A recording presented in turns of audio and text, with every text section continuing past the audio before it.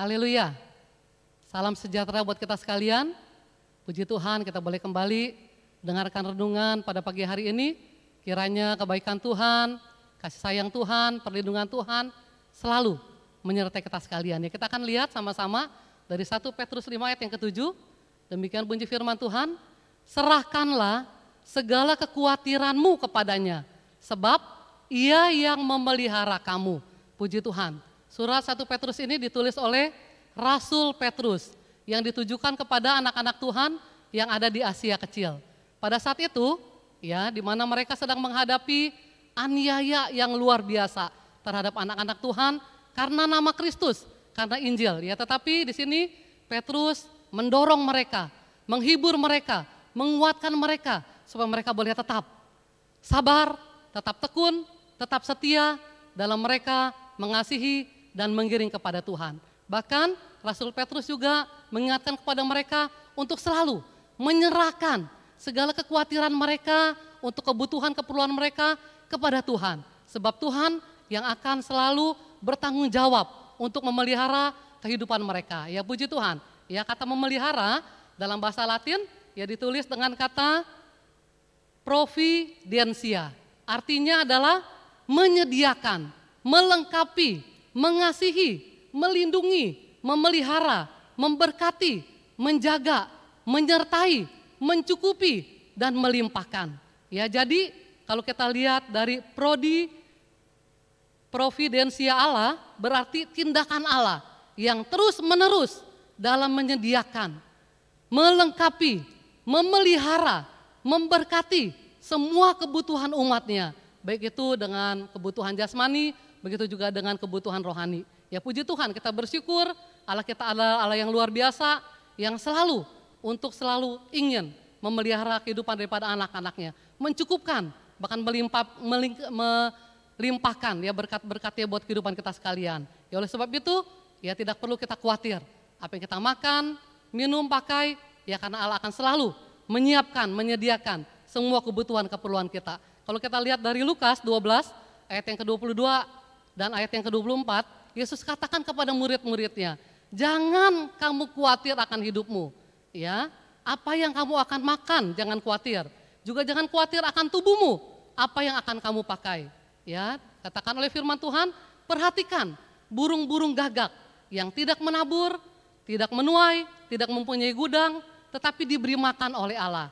Apalagi kita anak-anak Tuhan yang tahu memuji Tuhan, yang tahu bersyukur kepada Tuhan, yang tahu menyembah kepada Tuhan, yang tahu menyenangkan hati Tuhan, yang tahu berdoa kepada Tuhan. Pasti Tuhan pelihara kita, Tuhan lindungi kita, Tuhan perhatikan kita, Tuhan penuhi kebutuhan kita lebih daripada burung-burung gagak yang di udara. Kalau kita boleh belajar firman Tuhan pada saat pagi hari ini, kita juga akan lihat ya bagaimana contoh Allah memperhatikan kehidupan daripada Elia.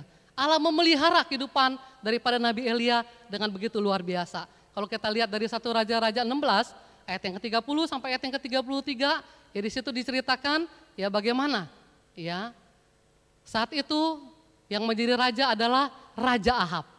Raja yang jahat di pemandangan mata Tuhan. Raja yang selalu melakukan perbuatan-perbuatan dosa. Bahkan dikatakan raja yang melakukan hal-hal yang jahat lebih daripada raja-raja yang sebelumnya.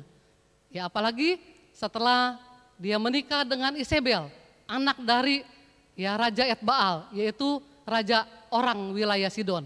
Tambah jahat lagi, karena mereka selalu beribadah kepada Baal, mempersembahkan persembahan kepada Baal, memperhatikan ya nabi-nabi Baal, bahkan membunuh nabi-nabi Tuhan. Ya, hal jahat selalu mereka lakukan.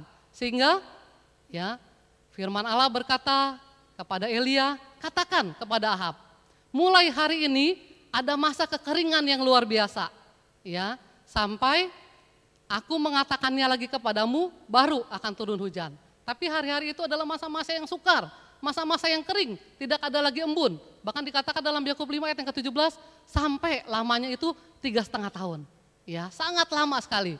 Tapi puji Tuhan, ya Allah pelihara umatnya, Allah pelihara hambanya dengan begitu luar biasa. Ya, kekuasaan Allah nyata dalam kehidupan daripada Elia. Ya, dalam 1 Raja-Raja 17 ayat yang kedua dan ayat yang ketiga ya dikatakan ya firman Tuhan katakan kepada Elia, Elia sekarang bersembunyi, pergi ke sungai Kerit. Karena Ahab dan Isabel pasti lagi cari-cari Elia untuk membunuh. Ya sehingga ya ayat yang kelima dikatakan Elia menurut apa yang firman Tuhan katakan. Ya, firman Tuhan katakan, pergi ke sungai Kerit, hari demi hari kamu minum dari air yang ada di sungai Kerit. Bahkan Allah sudah memerintahkan burung gagak untuk memberi kamu makan. Ya puji Tuhan. Ya tanpa Elia bertanya ABCD, Elia langsung menurut apa kata perintah Tuhan. Dia langsung pergi ke sungai Kerit, ya disitulah Allah pelihara Elia dengan luar biasa. Ya dalam 1 Raja-Raja 17 ayat yang ke-6 dikatakan, ya pagi dan petang, pagi dan sore setiap hari burung gagak datang untuk memberi daging dan roti kepada Elia. Ya dengan setia, pagi dan sore, dengan tanggung jawab, ya tidak pernah dia melupakan apa itu perintah Tuhan. Ya burung gagak melaksanakan perintah Tuhan. Dia terus membawa roti dan daging untuk Elia makan. Ya berapa lama? Sangat lama. Sampai air di sungai Kerit itu habis, baru burung gagak itu stop. Ya. Dan burung gagak ini begitu jujur. Ya, Allah suruh, Allah perintahkan bawa roti. Ya, dia bawa roti. Bawa daging, dia bawa daging. Ya, tanpa dia ambil sedikit pun. Ya, padahal burung gagak adalah burung yang rakus, suka makan. Ya, bangkai. Apalagi dengan roti dan daging, pasti dia lebih suka. Ya, tapi karena ini adalah perintah Tuhan, burung gagak dengan begitu setia, dengan begitu tanggung jawab, ya dengan begitu jujur, dia memelihara kehidupan daripada Nabi Elia dengan luar biasa, dengan daging dan roti pagi dan sore, pagi dan sore. Ya begitu luar biasa. Begitu juga dengan kehidupan kita sekalian. Ya saya kena percaya di saat kita menurut firman Tuhan, andalkan Tuhan, percaya kepada firman Tuhan, lakukan saja firman Tuhan, taat kepada firman Tuhan, maka kita yakin dan percaya, ya setiap hari kita akan merasakan pemeliharaan Tuhan, perlindungan Tuhan, kasih setia Tuhan, kebaikan Tuhan akan selalu nyata dalam hidup kita sekalian. Ya, tanpa bantah, tanpa bertanya-tanya, Elia melakukan firman Tuhan sehingga mujizat Tuhan terjadi. Ya padahal ya kita sama-sama tahu, ya burung gagak ini adalah ya burung yang kurang disenangi. Ya, burung yang dikenal sebagai burung yang sangar. Karena bulunya yang hitam pekat, juga penampilannya yang menyeramkan. Bahkan suaranya adalah suara yang melambangkan kematian. Suaranya serak, nyaring, menusuk telinga. Ya, tapi Elia tidak pernah komplain. Tuhan, kenapa mesti burung gagak yang dikirim untuk antar makanan? Coba dong yang burung yang lebih baik, misalnya burung Raja Wali, yang lebih kuat, lebih bagus, lebih hebat, cengkramannya lebih banyak bisa bawa makanan. Ia tidak pernah komplain. Ya padahal burung gagak ini adalah ya burung yang tidak disenangi. Ya dalam budaya Tiongkok burung gagak dikatakan adalah hewan yang melambangkan nasib buruk atau kematian. Hewan yang menakutkan. Bahkan di Eropa ya burung gagak ini dipercaya sebagai burung yang dipelihara oleh penyihir-penyihir. Bahkan di Indonesia juga di daerah pedalaman banyak orang yang menganggap burung gagak ini adalah sebagai pertanda munculnya kesulitan, tanda-tanda bahaya, tanda-tanda bencana. Ya, tanda-tanda malapetaka, ya bahkan juga ya ada informasi yang berkata burung gagak ini adalah pertanda kematian sebab suaranya itu menyeramkan. Ya, tetapi ya karena Elia menurut kepada firman Tuhan, maka Elia terus dipelihara oleh Tuhan. Begitu juga dengan kehidupan kita sekalian. Di saat kita menurut kepada firman Tuhan, lakukan saja kehendak Tuhan tanpa tanya, ya, tanpa kita ngomel, tanpa kita mengeluh, maka saya kena percaya Tuhan akan terus pelihara kita dengan caranya yang ajaib, dengan mujizatnya, dengan kuasanya, ya di luar batas kemampuan pikiran kita manusia. Ya mari kita mau tetap ya percaya kepada Tuhan, bersyukur kepada Tuhan, andalkan Tuhan, serahkan kekhawatiran kita kepada Tuhan. Maka Tuhan akan selalu memelihara hidup kita sekalian, mulai saat ini bahkan sampai ya Tuhan datang kembali yang kedua kalinya. Tuhan Yesus memberkati kita sekalian. Ya puji Tuhan, kita sama-sama berdoa pada pagi hari ini. Puji syukur, banyak terima kasih kami kepadamu Tuhan.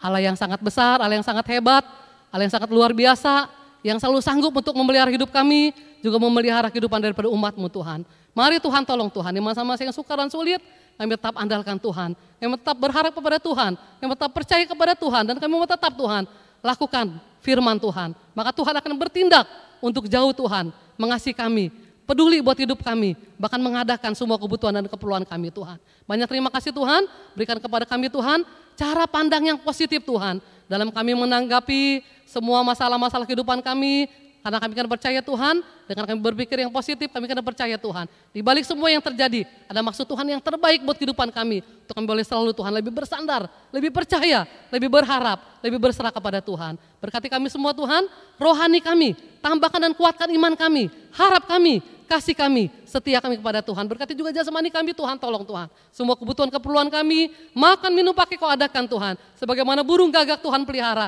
apalagi kami sebagai anak-anak-Mu Tuhan. Hamba-hamba-Mu, pelayan-pelayan-Mu Tuhan. Berkat Tuhan akan terus mengalir melimpah dalam kehidupan kami Tuhan. Banyak terima kasih Tuhan, kami akan sambut hari yang baru dengan penuh ucapan syukur. Bersama dengan Tuhan, akan pelihara jaga kami seperti biji mata-Mu. Dimanapun kemanapun langkah kaki kami, Kau lindungi Tuhan. Baik itu dalam rumah, yang bekerja, begitu juga yang keluar rumah harus bekerja. Tuhan mau tolong pelihara Tuhan. Pergi pulang dengan selamat, membawa berkat Tuhan yang luar biasa Tuhan. Dengan penuh ucapan syukur, kami masuki hari yang baru dalam nama Tuhan Yesus Kristus. Puji Tuhan, haleluya. Amin. Selamat pagi, Tuhan berkati kita sekalian.